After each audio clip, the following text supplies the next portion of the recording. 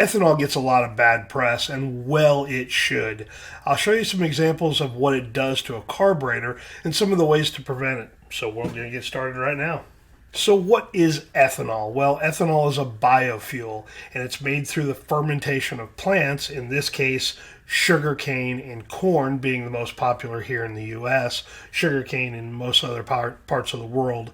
And it's added to fuel to help oxygenate it. And what that's designed to do is to help, and I say help, reduce emissions. But we're going to come back to that in just a moment because not sure it actually does that.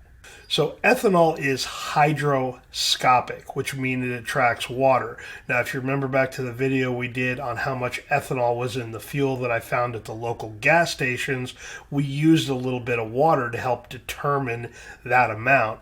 And the hotter, the more humid the environment you're in, the worse ethanol blended fuel is because ethanol attracts water. Alcohol attracts water. And what happens is when it attracts a lot of water, the fuel evaporates, the water's left behind, and all the corrosive properties of water kind of take over. After the ethanol has tend to broken down some things in the fuel system. So the fuel tank, the carburetor, the fuel lines, gaskets, O-rings, anything that the fuel comes in contact with in the fuel system is really subject to a lot of destruction based on, again, the alcohol being very caustic in nature and then the water going through there deteriorating and grabbing hold of unexposed metal. And we all know what metal does to, or water does to metal in salty, wintry, ugly parts of the U.S. and other parts of the world. It creates rust. Well, it does the exact same thing within a fuel system, but it just ends up being corrosion. And also, the more water that's picked up in the fuel system, the heavier it is, water is anyway, than fuel, so it will sink to the bottom of a fuel tank, or in this case, a carburetor, if that's where it's at. But where's the pickup in a fuel tank? Where is the jets at in a carburetor? They're at the bottom of the fuel tank. They're at the bottom of the carburetor. And what that ends up meaning is when you deteriorate the fuel or you get more water within the system, you're going to pull more water into the engine, into the fuel injectors, if it's the case that you're operating with. And that's what really causes all the havoc, is decreased power, all of the things that you can imagine of running water through a engine, you're going to get with that type of problem. So ethanol being that hydroscopic property where it attracts a lot of water, it's going to create a lot of havoc within the fuel system. Just having a ton of it in there is a problem for all the pieces within the system.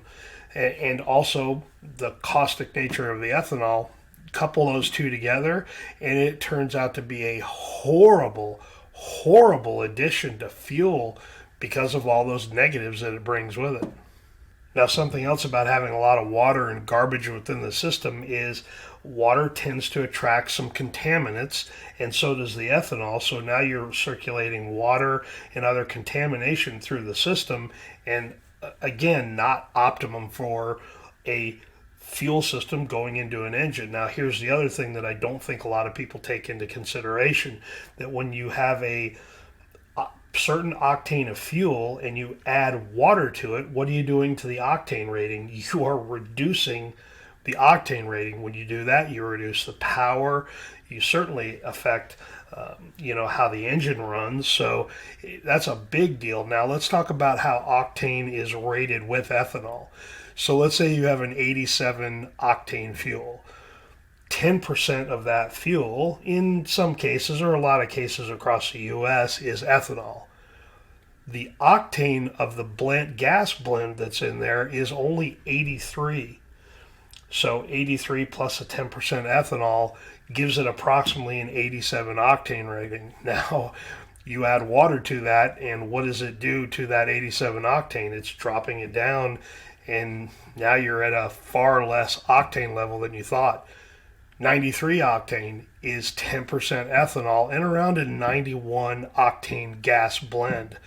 So again, adding anything to it will certainly reduce the effectiveness of it. And ethanol boosts the octane rating of that gas blend to give it that higher octane rating. But again, you start monkeying with the ethanol that's in there, adding contaminants and water to the system, well, it's going to cause problems. So let's take a look at a couple of carburetors that I've recently torn down to see what the ethanol has done to these and the destruction of the properties of within the carburetor and what's left behind.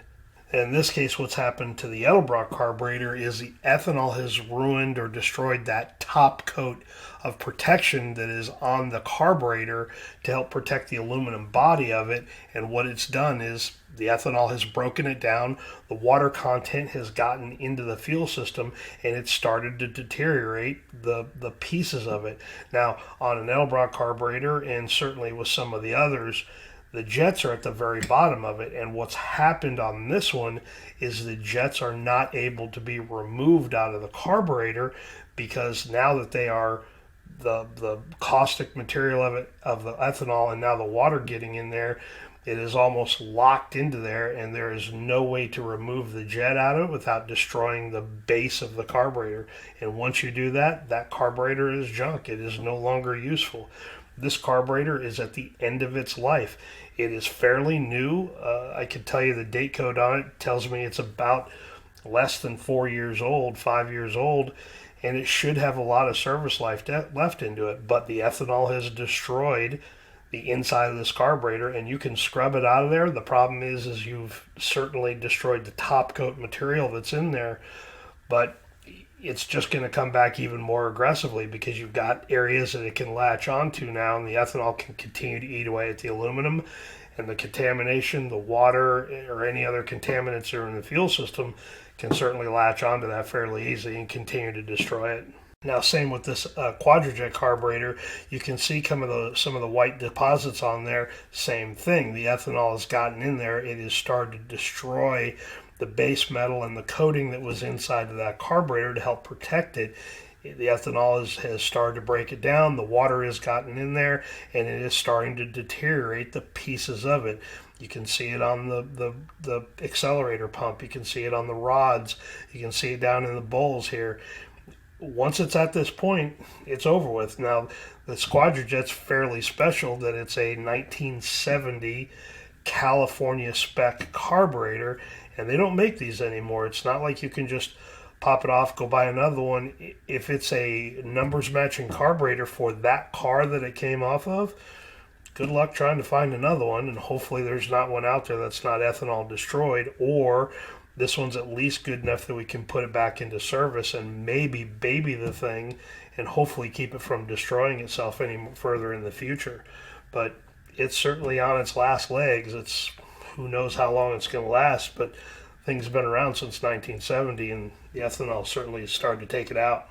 Now, before we get onto the solution of what you can do to help preserve these carburetors and help them last a little bit longer, I literally found an article this past week that had a very, very interesting look on it, on what its effects are on the production of food, which is corn, and the negatives behind it. Now, this is not a very, well, I don't know how to say this politely. It's not a anti, car, anti-vehicle, anti-gasoline website, but it is certainly one that is very far left-leaning in its opinion.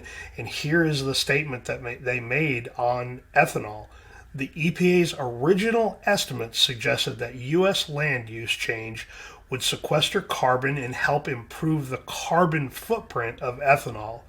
But in retrospect, we now know it did just the opposite, Lark says. Rather than reduce the carbon intensity of ethanol to 20% lower than gasoline, it looks like it actually increases it that much higher than gasoline. And really what that means is ethanol, because of what it has done to the land, what it has done to the carburation, what it has done to the emissions of it, it has made it worse instead of making it better. So is ethanol a cleaner biofuel? Not according to this website, it's not. So what can we do to help these carburetors out? And in this case, there's additives that we can add to the fuel system that can help the ethanol from destroying the components within the system. Now, there are certain things that you're not going to be able to protect very well.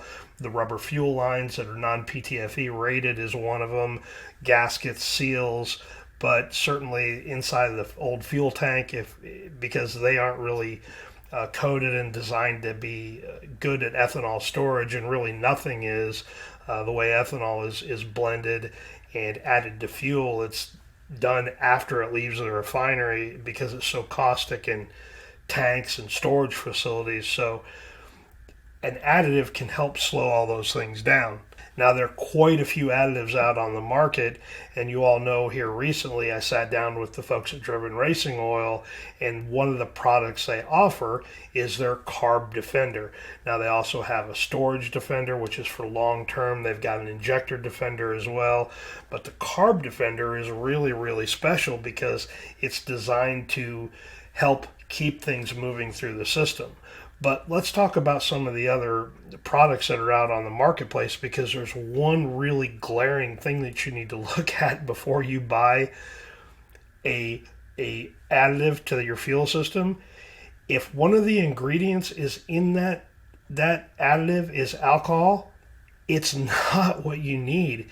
That's what we're trying to do, is help control the alcohol within your fuel system. Adding more of it with an additive, don't use those. Huck that thing in the dumpster. Don't buy it. It's not what you need. There's plenty of them out there on the market that have alcohol as part of it. You don't need to add any more of it to the system. So let's talk about the Carb Defender. And that's a really, really nice solution that I found. It does a really, really good job of protecting these carburetors. And really, what it's doing is it doesn't change the properties of the fuel. You're not going to change ethanol. Once it's in the system and you introduce it to your fuel system and into gasoline, nothing is going to change those properties. But what it does is that Carb Defender is designed to protect the system and the components within it and the caustic, nasty, corrosive nature of ethanol from keeping it from destroying it. So it's just a corrosion inhibitor is what it does, and it's been very, very successful. That type of product has been used in countries where ethanol has been used in fuels for decades.